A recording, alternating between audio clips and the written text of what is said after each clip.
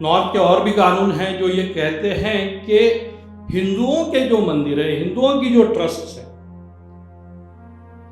उनको जो मैनेज करने के लिए बोर्ड होगा, उनको मैनेज करने के लिए जो भी एजेंसी होगी, उसके सारे मेंबरान ये हिंदू होंगे, और अगर गवर्नमेंट ऑफिसर्स भी उसमें नॉमिनेट होंगे तो वो हिंदू ही होंगे।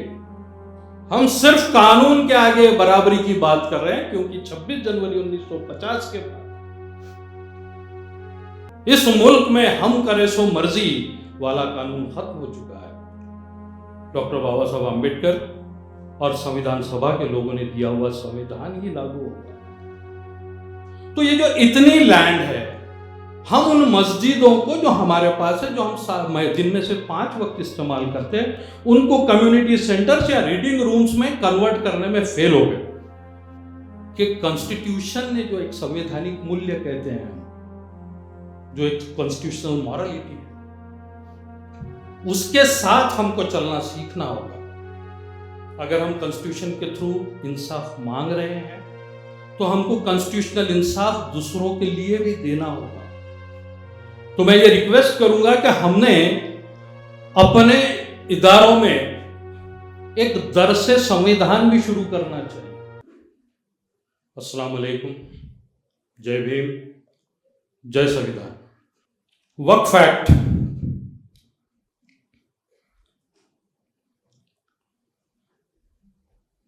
इस पर मुझे बात करनी है, ऐसा कहा गया।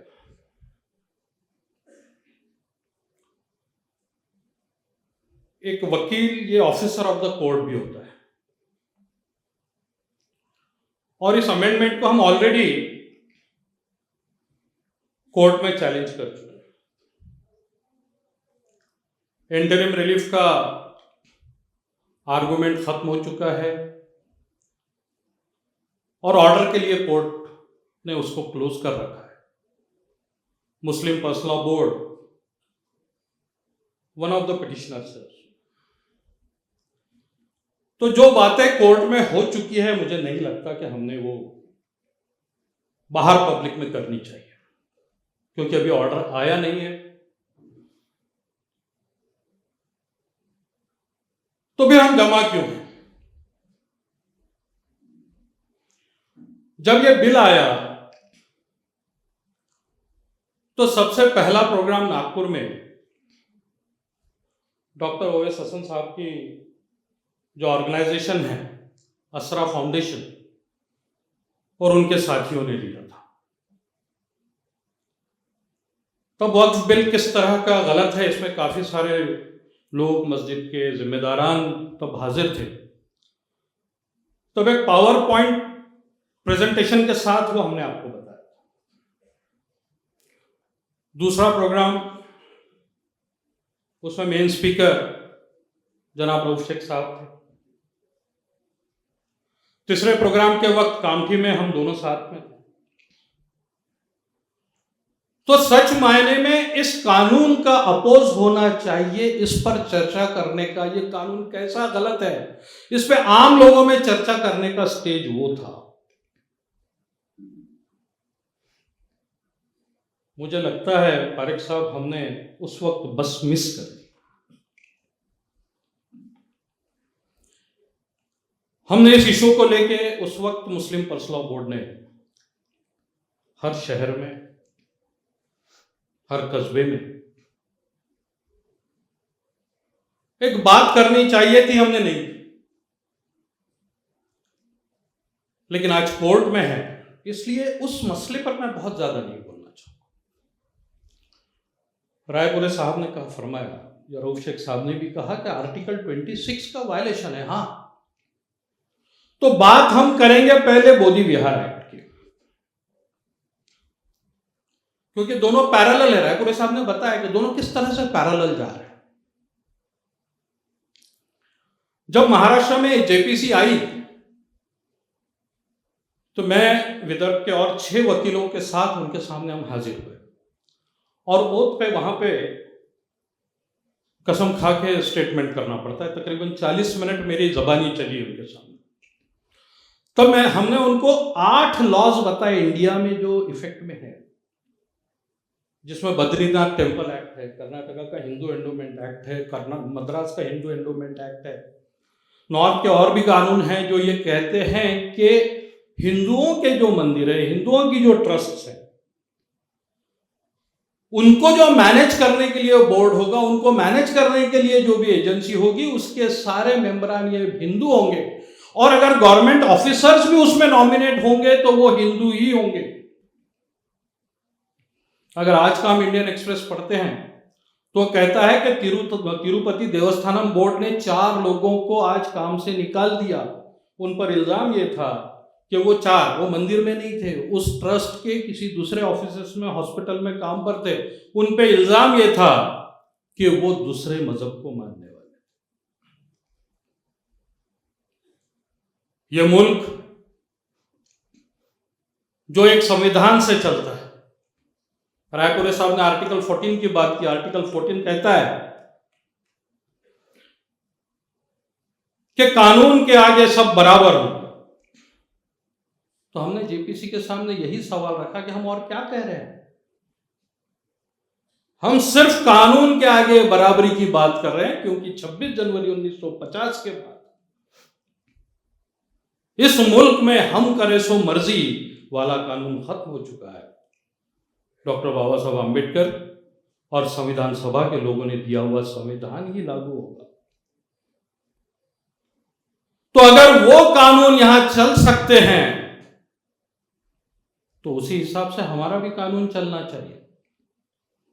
आप वक्फ बोर्ड में कानून से 2 नॉन मुस्लिम कैसे ला सकते? कंपल्सरी आप ये कैसे हटा सकते हैं? जैसे दूसरे कानूनों में कि अगर वो हिंदू नहीं होगा तो उसको हटा दिया जाएगा, वैसे इस कानून में भी आप लाइए कि अगर वो मुसलमान नहीं होगा तो उसको हटा दिया जाएगा। आपने कुछ नहीं लाया। तो अब ये सारे आर्गुमेंट सुप्रीम कोर्ट के पास है, सुप्रीम कोर्ट ने क्लोज फॉर ऑर्डर कर रखा है। तो जो सवाल मैंने अपने आप से किया था कि हम क्यों जमा है, मुझे लगता है कि मुस्लिम पर्सनल लॉ बोर्ड ने हमको इसलिए जमा किया है कि आगे हमने क्या करना चाहिए। कानून आ चुका है, सरकार ने कोर्ट में एक वादा किया है कि जब तक कोर्ट ऑर्डर नहीं करेगा उसमें के जो कंटेंशियस 3 इश्यूज थे उसको अप्लाई नहीं करेंगे, इसलिए वो रुका हुआ है। लेकिन रूल्स भी नोटिफाई हो चुके हैं। तो जो लोग वक्फ मैनेजमेंट में इन्वॉल्व हैं, जो ओहदेदार है मसाजिद के, अलग अलग वक्फ के, दरगाहों के, खानकाहों के, कब्रिस्तान का मैनेजमेंट देख रहे हैं, उन लोगों को उन रूल्स को फेस करने के लिए तैयार होना होगा। और मुझे लगता है कि हमने उनको उसके लिए अवेयर करना चाहिए। जो कानून आया है, क्या होगा यह हम नहीं जानते, हमने सबसे बुरे वक्त के लिए तैयार रहना चाहिए। तो वो रूल्स हमसे चाहते क्या है? वो रूल्स हमसे ये चाहते हैं कि हम अपनी जितनी वक्फ प्रॉपर्टी है उसके पेपर्स ठीक ठाक करके अपलोड कर दें, ताकि वो एक बार का रिकॉर्ड पक्का हो जाए कि वक्फ प्रॉपर्टी क्या है।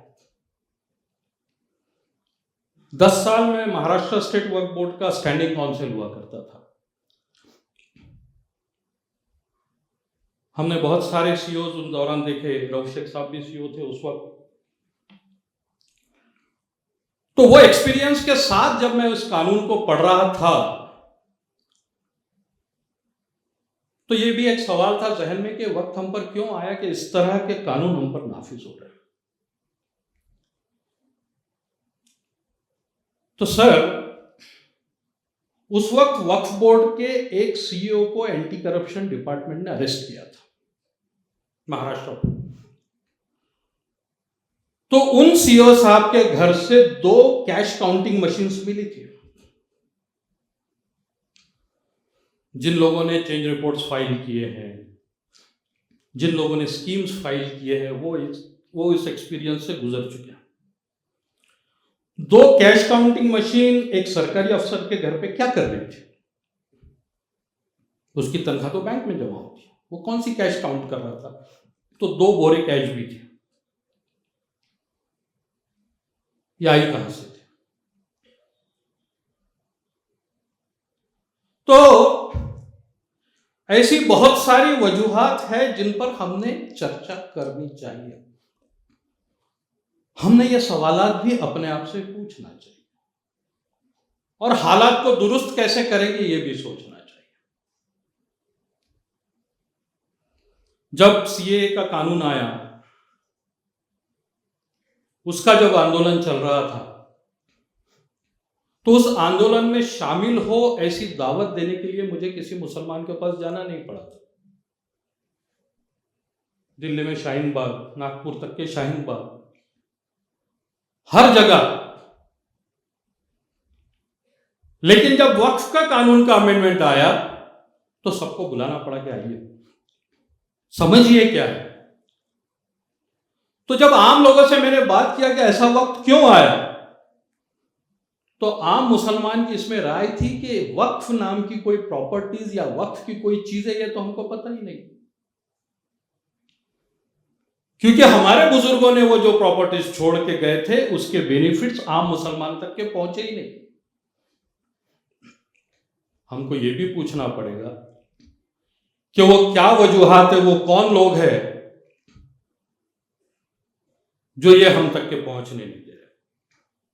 लेटेस्ट डेटा के हिसाब से महाराष्ट्र स्टेट का वक्फ बोर्ड ये पूरे मुल्क में सबसे अमीर वक्फ बोर्ड है।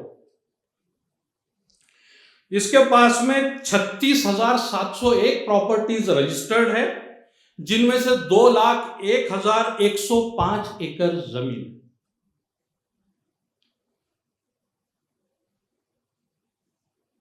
फिर भी हमको ज़कात सेंटर चलाने पड़ रहे हैं,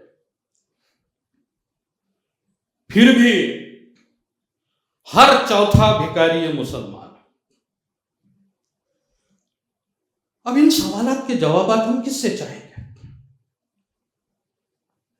देखिए, अल्लाह का अजाब तब तक के रहता है जब तक कि वो सिखा न दे कि वो क्यों आया है। तो ये जो इस तरह के कानून आ रहे हैं, ये शायद हमारी वजह से आ रहे हैं। जब केसेस आती थी तो मुझे बस एक जुस्तजू रहती कि भाई क्या है ये। तो सबसे पहले मैं देखता था कि जो मुतवल्लिस है उनकी उम्रें क्या है। तो कोई 80 साल के, कोई 85 साल के। भाई मैच्योरिटी जो आती है वो 40 साल की उम्र में आती है, ऐसा कुरान शरीफ कहता है। और वर्क करने की जो कैपेसिटी है, एक फिजिकली, मेंटली, साइकोलॉजिकली, ज्यादा से ज्यादा 70 बहुत हो गया, 75। लेकिन यह क्या बात है कि आप 80 के हैं, 85 के पकड़ के बैठे हैं और मेरे बाद मेरी औलाद ही होनी चाहिए, उसके बाद उसकी औलाद ही होनी चाहिए। ये वक्फ में क्या चल रहा है? क्या हम सूफियान हैं कि हमारे बाद में माविया आएंगे और माविया के बाद में यजीदी आएगा?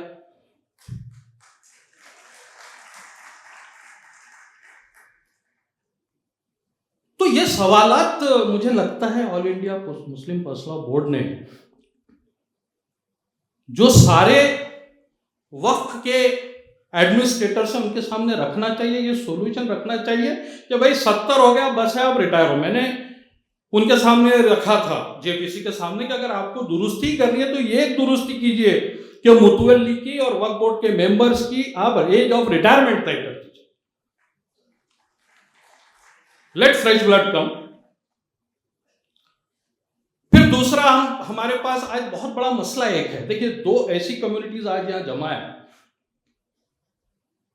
मैंने मुबारकबाद देना चाहूंगा माने साहब, उनकी टीम और मुस्लिम पर्सनल लॉ बोर्ड को कि इन दोनों कम्युनिटीज को जोड़ा है। तो मेरी नजर में इन दोनों कम्युनिटी में पैरेलल क्या है? ये दोनों कम्युनिटीज अपने नेताओं से परेशान है।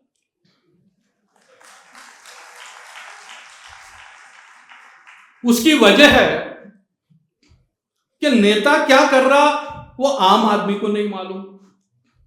आम आदमी के मसले उसके नेता को नहीं मालूम।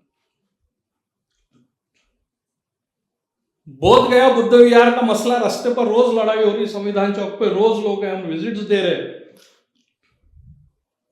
पर नेताओं को नहीं मालूम। सेम पोजीशन ये है। मैंने बहुत सी बार वक्त के इशू पर बहुत सारे मुस्लिम पॉलिटिकल लीडर्स के साथ में स्टेज शेयर किए, फिर आखिर में ये लगा कि इनको बैठा के, रऊफ भाई से बात भी किया था मैंने, कि इनको बिठा के इन्हीं को सेंसिटाइज किया जाए, पहले इनको ही समझाया जाए कि जरूरत क्या है।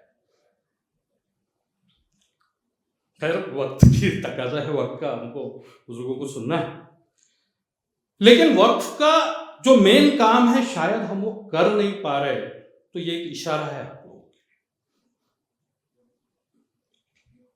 आज पॉपुलेशन बढ़ रहा है, आप मोमिनपुरा जाइए या किसी भी मुसलमानों के मोहल्ले में जाइए, घर छोटे होते जा रहे हैं, नंबर बढ़ते जा रहे हैं, बच्चे कहां पढ़ेंगे, बच्चियां कहां पढ़ेंगी। आज नेशनल डेटा कहता है कि हमारी बच्चियां, आज ही सुबह मुस्लिम फ्रेंड सोसाइटी के ओहदेदारान आए थे मेरे पास, उन्होंने मेरिटोरियस लिस्ट लाए थे सर, तकरीबन 120 स्टूडेंट्स की लिस्ट थी, तो उन्होंने बताया कि 75% लड़कियां होती हैं हमारी मेरिट में मुसलमान। हर साल 30 साल से वो लोग सत्कार ले रहे हैं उन मेरिटोरियस बच्चों का, लेकिन हायर एजुकेशन में सिर्फ 2% पहुंचती है। क्यों? अपॉर्चुनिटीज नहीं है।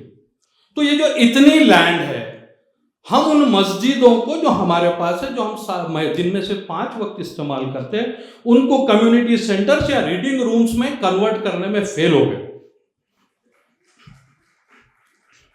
ईदगाहें हम साल में सिर्फ 2 ही मरतबा इस्तेमाल करते हैं, उन जगहों का बाकी 363 दिन हम क्या इस्तेमाल करते हैं।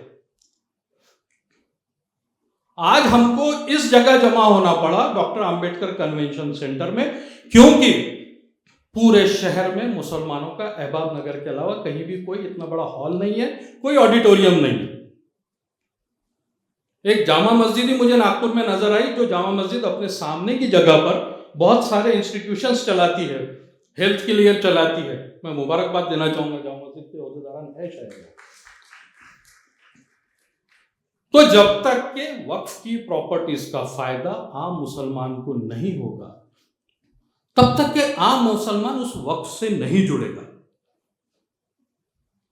और जब तक कि इसके लिए हम कोई फार्मूला पैदा नहीं करेंगे, तब तक कि कोई भी कानून आए, आम मुसलमान को यह लगेगा कि ये उन लोगों के लिए आया है जो उस पर अपनी कुंडली जमा के बैठे हैं, वो कभी कनेक्ट नहीं हो। तो अब ये आप हमारे बुजुर्ग हैं, कम्युनिटी को आप लोग लीड करते हैं, तो आप लोगों को तय करना होगा कि क्या है। दूसरा एस्पेक्ट जाते जाते बताता चलूं कि जब हम इस बिल का अपोज कर रहे थे, तो नागपुर में हमने राइट विंग वालों को मैसेज भेजा, क्योंकि नागपुर तो हेडक्वार्टर है आरएसएस का, कि चलिए आपको लगता है कि ये बिल अच्छा है तो हो जाए डिबेट। हाँ काशिफ साहब आप गवाह हैं, काशिफ साहब गवाह है। तो फिर भोले पेट्रोल पंप के पड़ोस के हॉल में डिबेट के लिए उनके तरफ से भी आए, अल्लाह का शुक्र है मैं इस तरफ से था, वो डिबेट हुआ और उसके बाद उन्होंने माना कि हाँ ऐसा लगता है कि इसमें गलतफहमी हो रही। तो जब तक के हम कॉन्स्टिट्यूशन तो चाहते हैं अपने लिए, हम कॉन्स्टिट्यूशन का सेकुलरिज्म के फायदे भी चाहते हैं, लेकिन क्या हम अपने आप को सेकुलर बना के उस तरफ के लोगों से कांटेक्ट बनाना चाहते हैं? अगर हमारे पास इतनी वक्फ की प्रॉपर्टीज है तो अपने लोगों को छोड़िए, दूसरों को उसका क्या फायदा हो रहा है, उनको भी तो एहसास होना चाहिए कि हाँ भाई ये वक्फ की प्रॉपर्टी पे इतना बड़ा हॉस्पिटल बना है, हमको इससे फायदा हो रहा है, इस पे किसी दूसरे का कब्जा नहीं होना चाहिए। वक्फ की प्रॉपर्टी पे एक लाइब्रेरी खड़ी है, जहां पढ़ के मैं बड़ा बना, मैं ऑफिसर बना, तो ये इसमें ऐसे ही रहना चाहिए। तो ये सारी चीजें जो हमारे खिलाफ काम कर रही है, इसका एक ही हल है।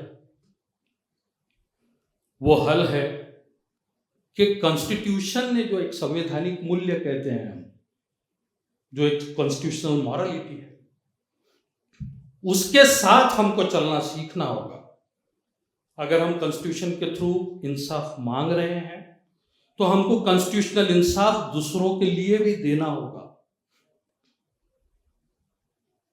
मैं आखिरी रिक्वेस्ट करता चलूंगा कि आज अगर किसी को बुलाना पड़ रहा है कॉन्स्टिट्यूशन समझने के लिए 75 साल के बाद, तो ये मोहम्मद सादुल्ला साहब जो कॉन्स्टिट्यूशन में ड्राफ्टिंग कमेटी के डॉक्टर बाबा साहब आम्बेडकर के साथ मेंबर थे,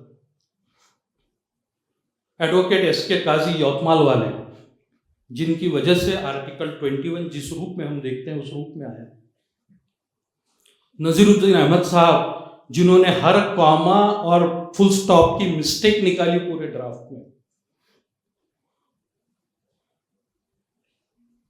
मौलाना हसरत मोहानी जो वाहिद शख्स थे कॉन्स्टिट्यूएंट असेंबली में जिन्होंने आर्टिकल 370 पे ऑब्जेक्शन रेज किया था, वो वाहिद शख्स थे।